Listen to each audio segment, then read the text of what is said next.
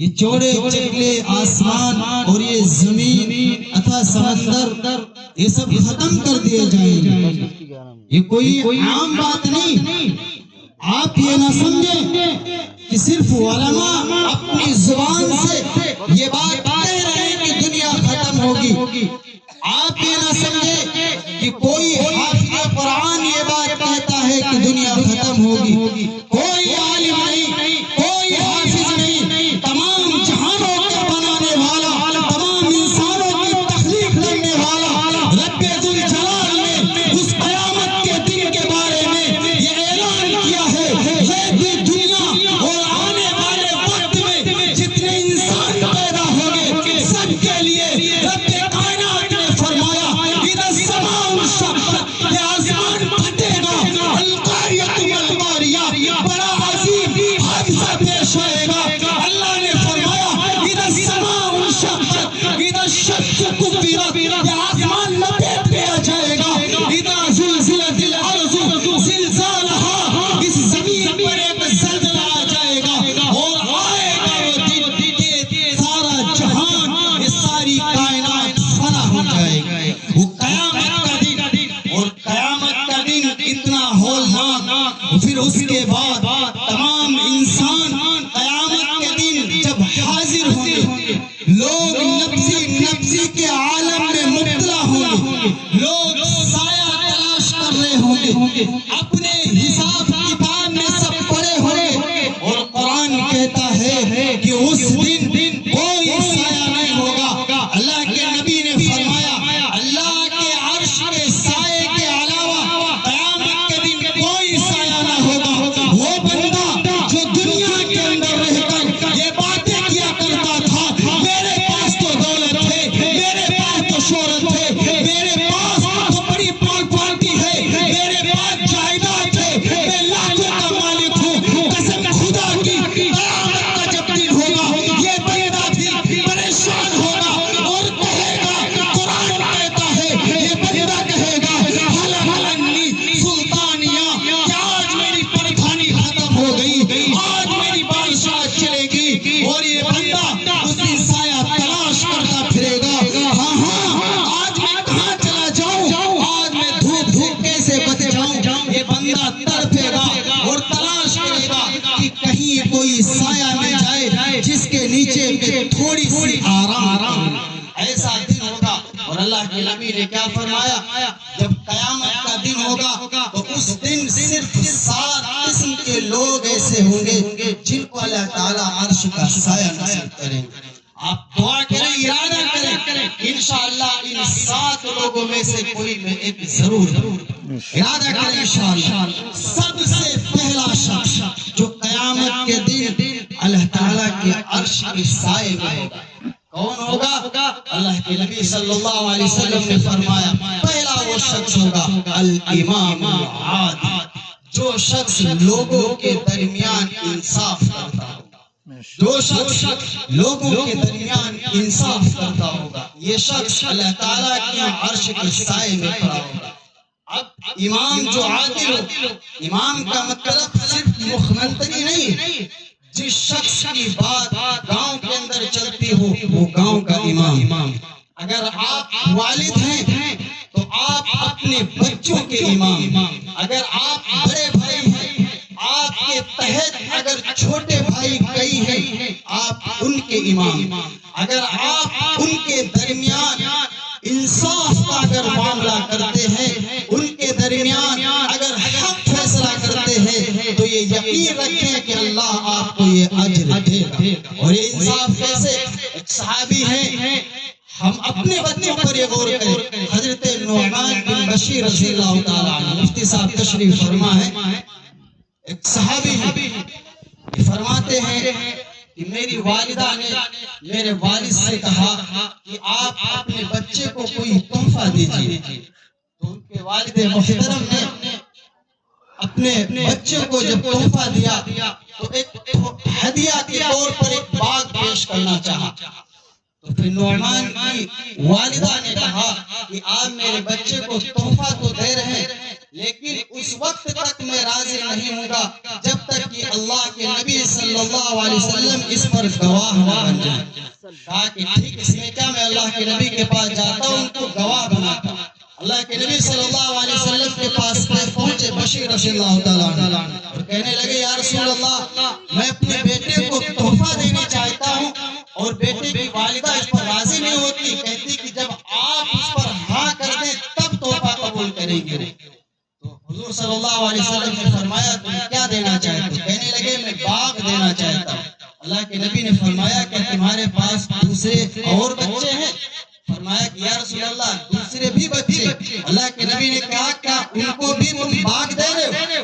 فرمایا کہ نہیں ان کو تو میں نہیں، ان کو بھی ہدیہ دے رہے ہو؟ کہنے لگے نہیں ان کو میں ہدیہ نہیں دے رہا. اللہ کے نبی نے منع فرمایا چلے جاؤ، قرآن کے کام پر میں گواہ نہیں بنتا.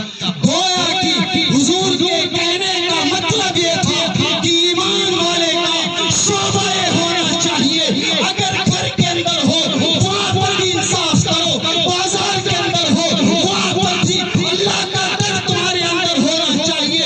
گویا کہ اللہ کے نبی کا مقصد یہ تھا کہ اگر تمہارے پاس اس بیٹے کے علاوہ دیگر بھی بچے موجود ہیں تو تمہارا حق بنتا ہے جو ہدیہ جو تحفہ تم نے ایک بچے کو پیش کیا ہے وہی تحفہ تم اپنے تمام جتنے تمہارے بیٹے ہیں تم ان سارے بچوں کے درمیان وہ تحفہ تقسیم کرو. یہ اللہ کے نبی کے کہنے کا مطلب تھا کہ جو تحفہ تم ایک بچے کو دے رہے ہو دوسرے بچے کو بھی تحفہ تم پیش کرو. گویا کہ یہی مطلب تھا کہ اگر تم نہیں پیش کرو گے تو نا انصافی. اللہ حفاظت فرمائے.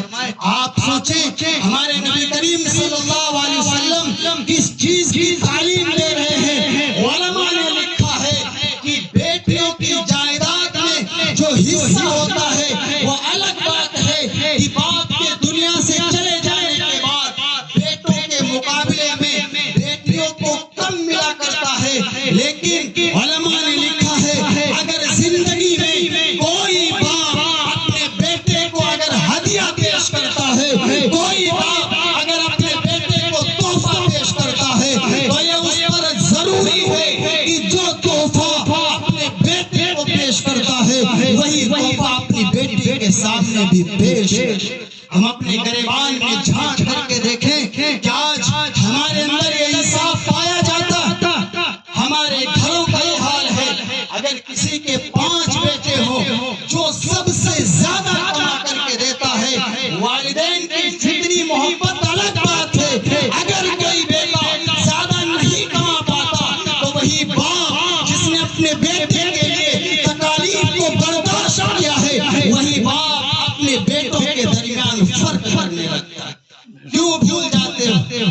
تمہاری یہ نمازیں روزانہ کے جلسے جب قیامت کا دن ہوگا اور آپ دیکھیں گے بڑا سا بڑا حاجی جس نے 7 حج کرنے ہوں گے اور وہ نمازی جو 5 وقت آپ کو نمازوں کے اندر ملا کرتا تھا اور وہ حاجی تمام نیک انسان اپنے بچوں کے درمیان انصاف نہ کرنے کی وجہ سے قیامت کے دن حساب اور کتاب میں پھنسے تھے. حساب کتاب ان کا کلیئر نہیں ہو پائے گا. لیکن اگر کوئی بھائی کوئی بندہ اگر انصاف کا معاملہ کرتا ہے، اگر اپنے بیٹوں کے درمیان بھی حق فیصلہ کرتا ہے، اگر میڈ کے معاملے میں بلایا جاتا ہے وہ بندہ اگر انصاف کا معاملہ کرتا ہے، اگر کسی پنچایت میں بلایا جاتا ہے اگر وہ حق فیصلہ کرتا ہے تو میں نہیں علماء نہیں اللہ کے نبی صلی اللہ علیہ وسلم نے فرمایا قیامت کے دن جب اللہ کے عرش کے سائے کے علاوہ کوئی سایہ نہ ہوگا تو اللہ رب العزت اس شخص کو جو انصاف کیا کرتا تھا جو حق فیصلہ کیا کرتا تھا اللہ تعالیٰ تمام مجمع کے سامنے بلا کر کے اپنے اس بندے کو اپنے عرش کے سائے میں کھڑا کرے. کتنا بڑا انعام، کتنا بڑا انعام. میدان محشر میں جب لوگ نفسی کے عالم میں مبتلا ہو، لوگوں کو اپنی اپنی پڑی ہو، یہ صورت سوا نیزے کی حالت پر ہوگا. انسان کے سروں کے بالکل قریب کر دیا جائے گا، ہمارے تپش کے انسانوں کے سر پھٹ رہے ہوں گے اور ایسے وقت میں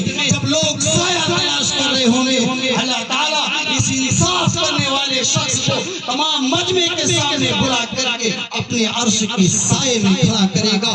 دیکھے گا مجمع، سارا مجمع دیکھے گا، رشک کرے گا، گویا کہ آپس میں کہیں گے ان کے اعمال کیا تھے، یہ دنیا کے اندر کیا کیا کرتے تھے. پھر اپنے آپ میں جواب تلاش کیا کریں گے کہ یہ وہ لوگ ہیں جو دنیا کے اندر رہ کر کے اللہ کے ڈر سے یا اپنے گھروں میں، اپنی بستی میں، اپنے گاؤں کے اندر لوگوں کے درمیان انصاف کیا کرتے تھے، لوگوں کے درمیان حق فیصلہ کیا کرتے تھے.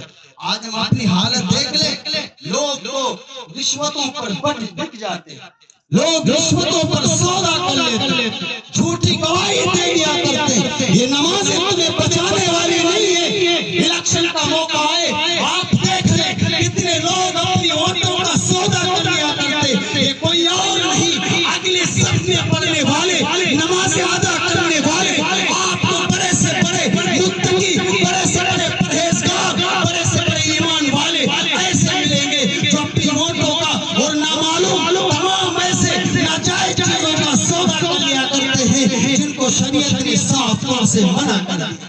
آج ہمارے اندر یہ پایا جائے، ہم شکوے کرتے ہیں ہمارے معاشرے میں تبدیلیاں نہیں آ رہی. کہاں سے آئیں گی تبدیلیاں؟ ہماری حالت یہ ہے ہم اس بہانے پر آ کر کے کھڑے ہیں، شریعت کو ہم نے پیچھے چھوڑ دیا. یاد رکھنا، اگر یہ چیزیں ہمارے اندر نہیں ہیں ہم ایمان والے سچے مومن نہیں بن سکتے. یہ پہلا شخص ہوگا جسے اللہ تعالیٰ اپنے عرش کے سائے میں جگہ دے، اور دوسرا وہ شخص جسے اللہ تعالیٰ عرش کے سائے میں جگہ دے.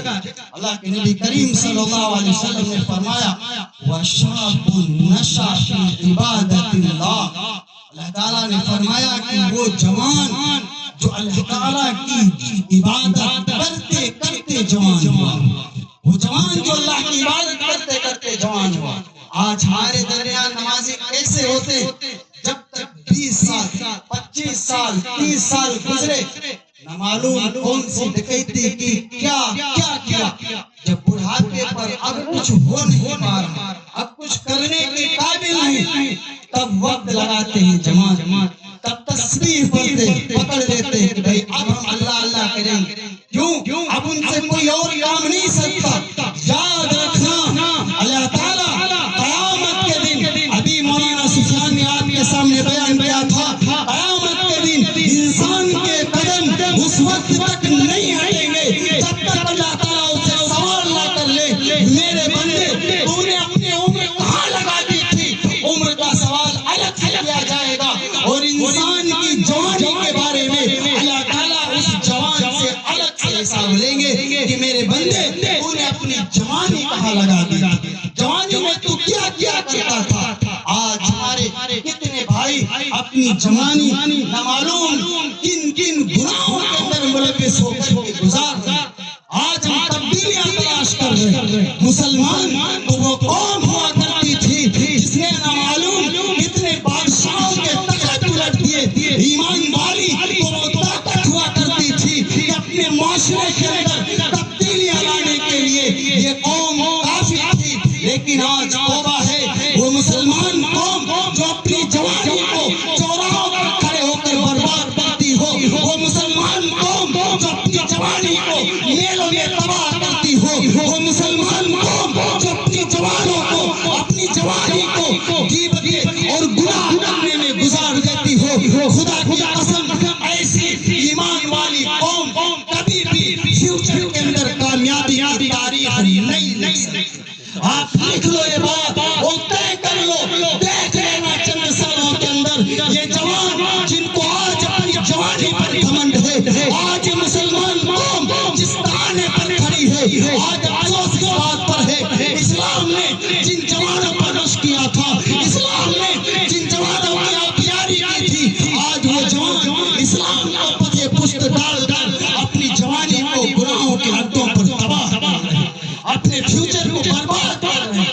آج تمہارے گاؤں کے یہ چھوٹے ننھے نونہال بچے آج تمہارے نقش قدم پر چل کر اپنا بچپنا خراب کر رہے ہیں. میرے بھائیو یاد رکھنا، قیامت کے دن جب ساری چیزوں کا تم حساب دو گے اس وقت اللہ تعالیٰ تم سے جوانی کا بھی حساب لیں گے کہ میرے بندے تو نے اپنی جوانی کہاں لگا دی، جوانی کے اندر کیا کرتا تھا. تو سب سے پہلی چیز کہ اگر کوئی جوان اللہ تعالیٰ کی عبادت کرتے کرتے اگر جوان ہوا ہو اس کو بڑے انعام ملیں گے. عبادت کیسے؟ آپ کے سامنے بھی مختلف بیان کیے گئے. نماز پر زور دیا گیا